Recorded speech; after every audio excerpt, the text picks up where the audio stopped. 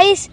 Today we're now going to the Castle Mountain Campground. It's 1 hour away. No, or in real, 1 hour 50 minutes away. Yeah, that's how long it takes. We're going to Castle Mountain Campground. Do you want to go too? It's gonna be really fun. Okay, so let mommy vlog now. Ayun no. Pinauna ko na mag-vlog si Kian. Excited din mag-vlog lagi. Na-miss niyang mag-vlog. So, umuwi muna kami. Galing nga kami sa Stampede. Eh, nasabi na ni Kian saan kami pupunta.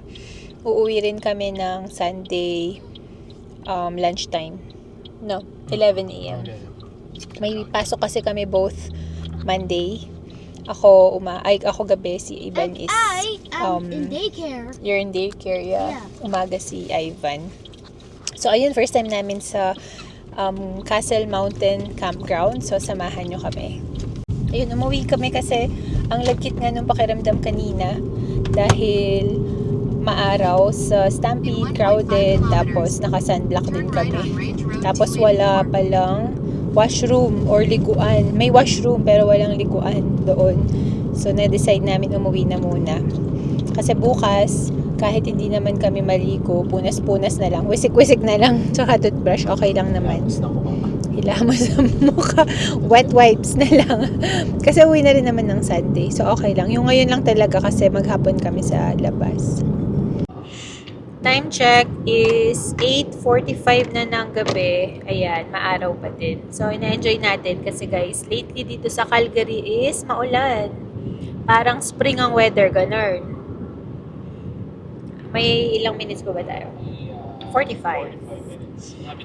So, mamaya ang mabablog ko is vlog ko si Ivan ng konti habang set up niya yung tent kasi nga gahol na kami sa oras at matutulog na soon.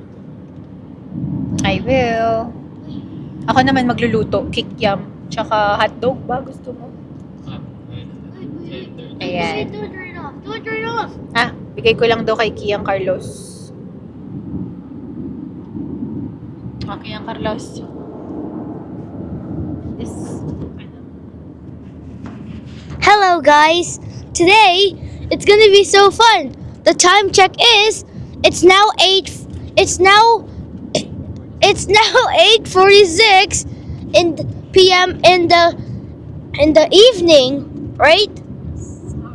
Yeah, Daddy, I'm gonna give this to Daddy when we're in the camping for him to vlog, for him to vlog a little bit. And wait, how many minutes does it say? 43 minutes. 43 minutes. From 45 to 43 minutes. We're getting closer. The total time going to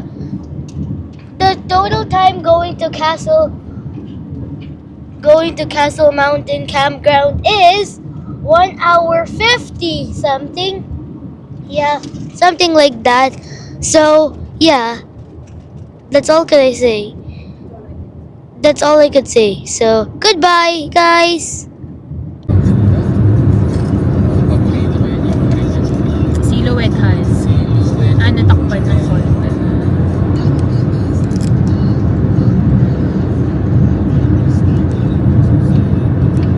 Nagsa-sunset na eh. So, kaya. Takpan na po ito. Yeah. Isang oras at kalahati. Maliwanag pa rin. Makakagawa pa ako ng tent. Ha? Lunch. Lunch. Paborito ko. Yung kita sa Tujo. Pinaka-paborito ko. Yan ba? Kita? Yan. Pag nandito ka, paganda yung view. Hindi ko maalala.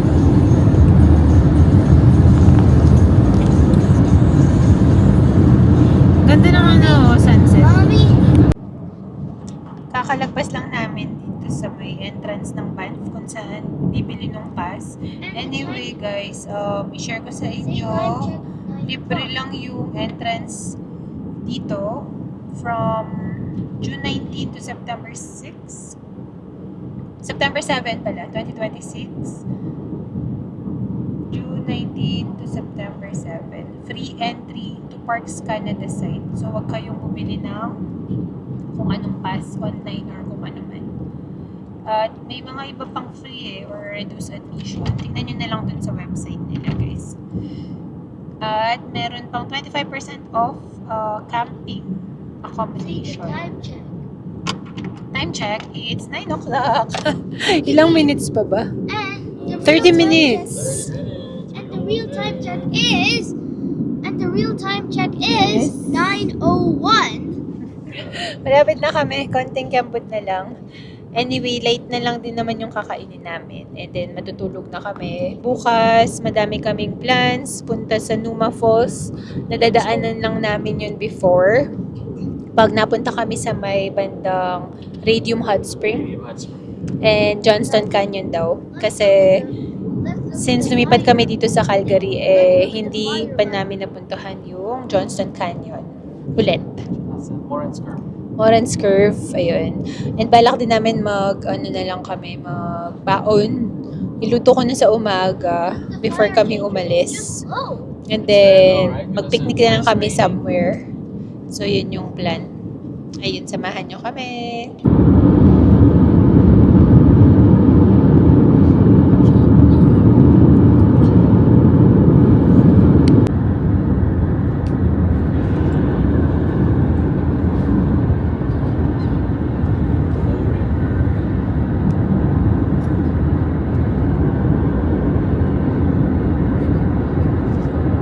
Ito yung maganda, yung pagkabundok niya, grabe. Yung bato, no? Wow, amazing. Castle Mountain. That's my favorite mountain. This is Daddy's favorite mountain and we're camping on it. Cost. Alam niya pronounce. Ang galing na. Bata. Very, very good. Johnson Canyon eh. Pag inano mo siya.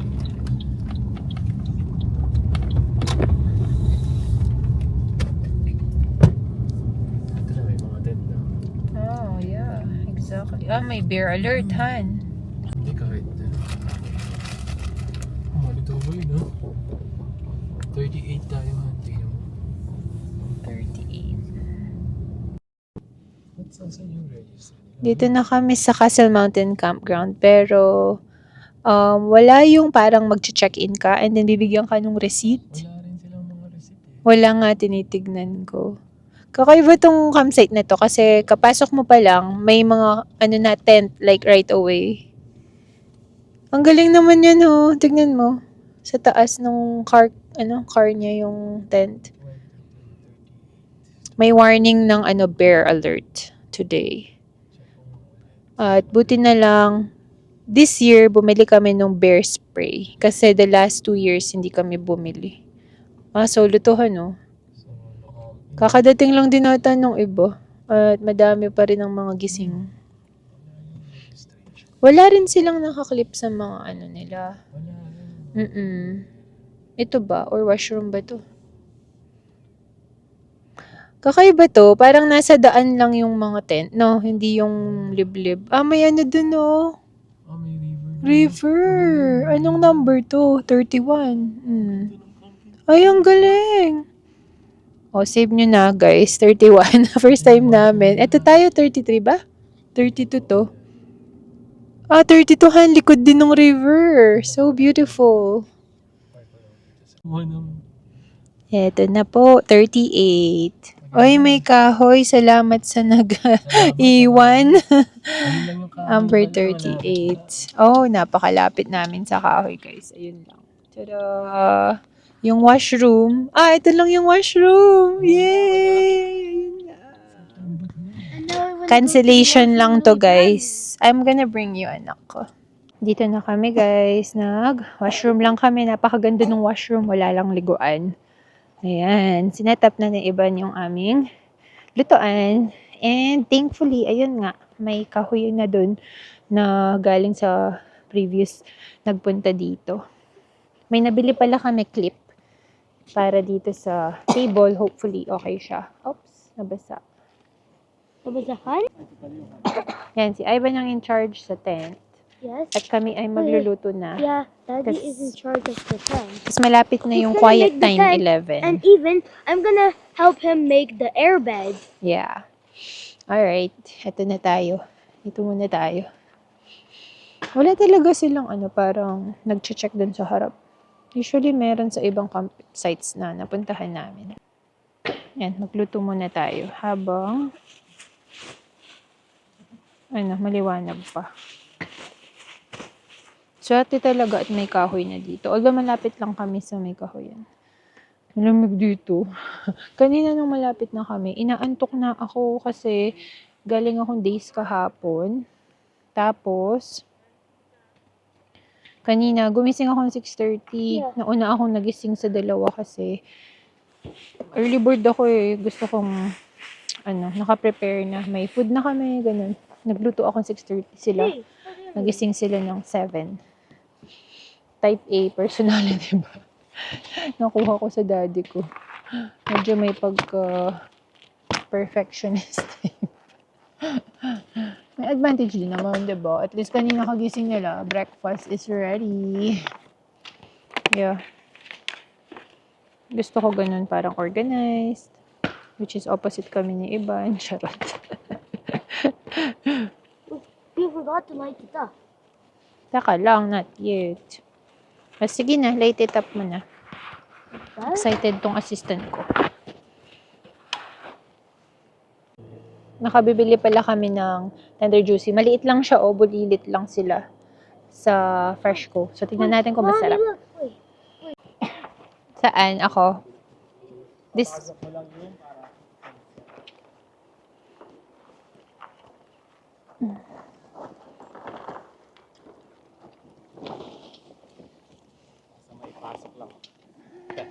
Mommy, look. I have a too. Ha? Yes. Thank you. Thank you for helping. Thank you, sir. Yeah. Pinupush mo ba ako? Sige. May pasok ka lang yan. Yan. Yan, thank you. Okay. What's up? Madaming kahoy dito ah. Wait. Let me come in. Ayun oh. Tapos na ang aming higaan, ang tent. At kami naman ni Kian. Pinans ko pala to, malamok. Sinindihan na rin namin yung katol. Dalarama lang yan sa mga nagtatanong. At saka from last year pa to. Luto lang tayo. Kikiam and hot dogs. Tsaka yung binik kong pandesal. Ito, pandesal. Ayan, nahilig pala ako sa pagbe-bake guys. Nakakaalis ng stress. Kasi, ang ating problema when it rains, it pours. Charot. Ayan. Tayin lang namin. Then, dinner time. Yeah, may something talagang therapeutic sa pagluluto sa labas. Nabi ko na yan sa mga dating vlog ko. Ayan. Lapit na to. Tender juicy pero di kulay red. Walang food color. Malamig pero prepared naman tayo. Okay yan. May hoodie kami, may winter jacket kami. Kasi ito yung naalala ko sa mga nakaraang camping namin na sobrang lamig. Like, hindi man ngayon mamayang gabi. Like, midnight. And then bukas, pagkagising, sobrang lamig yan. Ayun. Ito yung ating kikiam. Daddy, look at the bottom. Nag-boil din Look ako at the ng water bottom. for How much our fire. coffee. Look on the bottom of the water one. That's a lot of fire, right? There's so much.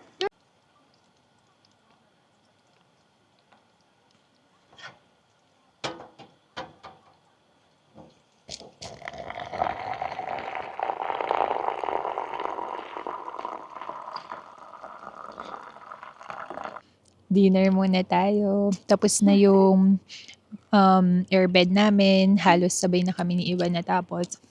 Tapos na rin ako magluto. Broccoli, kikiam, tsaka hotdog. Right yan? Di ko alam anong oras na. Tignan natin. Time check. Wait, can I check? Can I see the time check? Wait, can I see it? Mhm. Okay, so time check is 10:30 p.m. in the night. Gabi na. Nag-washroom lang si Ivan. Sobrang lapit ng washroom. Napakaganda nito. Kaya kahit naihi ka sa gitna ng gabi, pwede ka talagang tumakbo dun. Ito food namin. Tada! Dumidilim na. Ngayon pa lang, 10:30. Ayan. Broccoli and yun kang pandesal. Ito na si Ivan. Galing siya sa ano. Maganda nga. Gusto mo yung ilaw na malakas? Sige.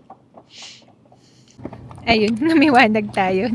Nilabas ni Ivan yung baterya namin.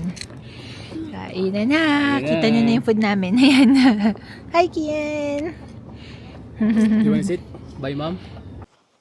Dito na kami sa loob ng 10. tent namin. Nag-charge lang kami ng mga need i-charge. Si Ivan, si Kian. Hello. Nakalimutan ko sa lahat pa ng makakalimutan yung toothbrush namin at toothpaste. Buti na lang may mouthwash. Tsaka naligo na kami kanina, nag-toothbrush. So, nag-mouthwash na lang kami. Nagpalit kasi ako ng bag. We didn't take a shower because there are no showers here.